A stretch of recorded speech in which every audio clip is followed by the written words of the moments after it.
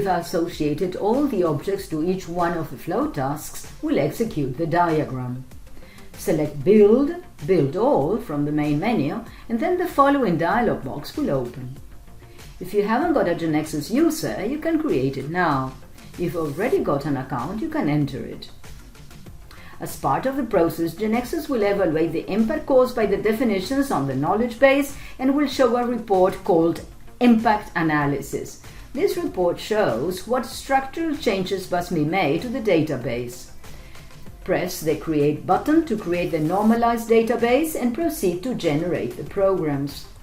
To execute the process, click on the right mouse button on the name of the diagram that appears on the tree of the KB Explorer window and choose the Run option.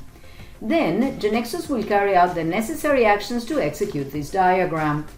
Update workflow objects, specify objects, generate objects, compile workflow objects, impact the diagram on the database.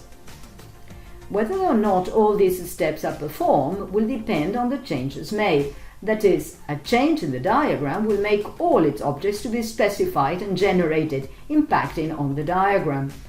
Once the diagram is executed, a browser will automatically open with the application.